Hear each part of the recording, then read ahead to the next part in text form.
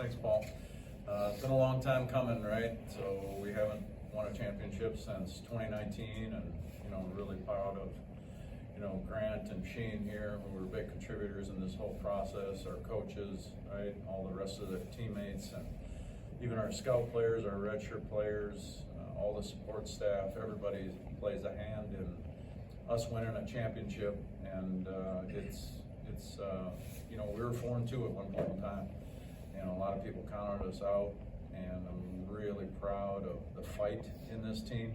We had competed all year long. Even the 2 games that we lost, we closed the gap within a score and had the ability to potentially win those football games, and we came up short. But it's been a tough year for injuries, and my heart goes out to all the guys like, there's a whole bunch of them, but some guys like Jalen Sample and Caleb Sleazer. Those are a couple of guys on offense, and Anthony Valenize, and it's just sad that those guys don't have a chance to play and compete and help us through this process. But getting to the game, I thought Winona played really hard. I thought they had a lot of fight, even in the third quarter when the score was 31-0. Hats off to them. I thought they definitely are a class act, right? I've seen them play in the past, and coach is doing a fantastic job with that team. And but we weren't going to be denied today, I guess, is the moral of today's story. You have a 3-hour window to prove that you're a better team, and today we accomplished that. And our players were all about competing, playing hard, and never mind the weather, this, that, and the other thing. But this team went undefeated at home, which is a really big deal for making postseason. I think this is the 8th or 9th time that Minnesota State's went undefeated at home, which has took us to a place where we can compete in the postseason, which is inevitable at this stage of the game. Questions for Coach Hoffner, Shen or Grant? You and I talked about the Winona defense earlier in the week, and just to be able to put that on in the first half. What did you see from the offense that was clicking so much? Well, I tell you what, I thought Hayden played exceptionally well, and I thought Shen ran the ball exceptionally well. And obviously, you don't do that without your teammates, right? So, the rest of the teammates and the offensive staff, coaching staff too. From what I saw, things were happening really fast, right? I saw us playing fast. I saw us making really good decisions at quarterback, right? I saw the line opening up holes for people who were carrying the football, protecting exceptionally well. So I thought the execution part of it, from an offensive standpoint, I thought the players, you put a play in front of them and they make it special, right? It has nothing to do with the X's and O's. It has everything to do with the Jimmies and the Joes. And I think these players are definitely all about each other, right? They believe, right? And I think that goes a long ways. Shane, can you talk about that first run and just how much did that just loosen everybody up and just kind of spark the momentum? Really, it was like one of my favorite plays. I saw it on the play call, and I was just thinking, I saw one backer in the box, and I was like, hey, it's a touchdown. And like the ball, it was blocked perfect, touchdown. So, for sure. Is that in an intense game like this with so much on the line? Does that just kind of get everybody to relax a little bit? Yeah, definitely.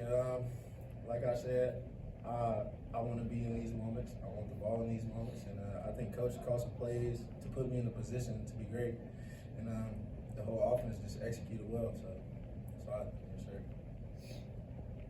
You said you knew you were going to have that touchdown before. How much does the O-line help in contributing that success? A lot, man. Like they really locked in this week on their keys and what the defense was going to do. We kind of really knew what they were going to do. They were shifting a lot, but I think they handled it well, picking up backers, blitzing. On that particular play, they ran a cornerback blitz, and it got picked up well. Just touchdown after that. Yeah, can you talk a little bit about the defense and just how that's grown here in the last 6 to 8 games? Yeah, so like Coach Hoffner said, that everybody kind of started through 4-2, so everybody just kind of buckled up and we're along for the ride.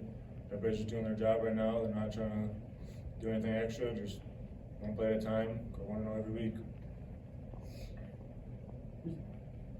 As a senior, and having gone through last year's stuff, what did it mean to you to be able to win a championship, especially here, winning the final game at home? It means a lot, especially coming in after what Coach Hoffner's done here before.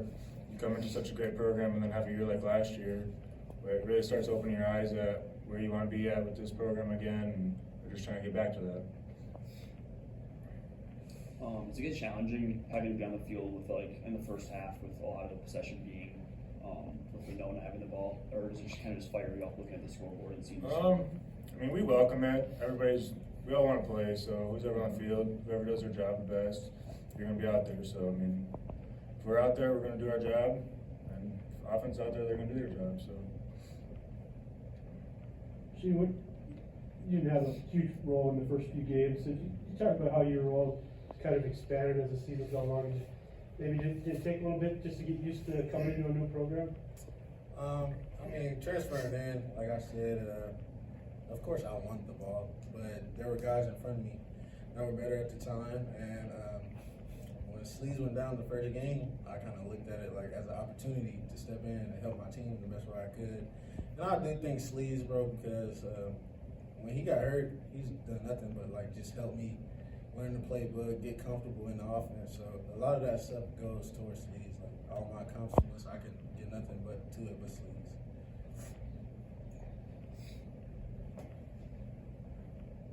How does the game plans go after you see the score being like 21-0 and just keep going up? How do you guys keep energy going into that? Do you guys?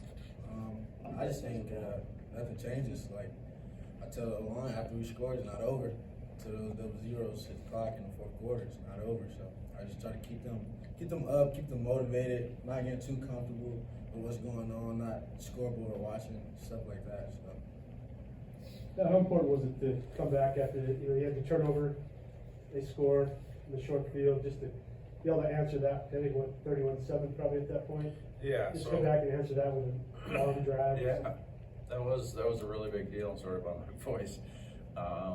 You know, turning the ball over is never a good thing, right? But the defense had to take the field with a short field and gave up a touchdown, which is unfortunate. But, you know, for our offense to come back, respond, right? It's a tribute to their desire to help the defense out, and, you know, a really fun way to say you're sorry, right? Put points back on the board for the defense. I think Coach Glow and the whole defensive staff have been amazing, right? During this whole last 5 weeks, and, you know, having a local product like Grant up here, leading our team in tackles, and we said goodbye to 18 seniors today, and it's a little tear-jerking for me. Final question from you guys. Grant, how about playing one more game here, potentially maybe more than that, but just how rewarding is it to get one more? It's very nice. I mean, we all love the field. The natural grass here is unbelievable. So if we can play on our home turf or home field the rest of the playoffs, it'd be super nice, and let's just keep it going here. Okay. Thanks, guys. Appreciate it. Appreciate it. Thank you.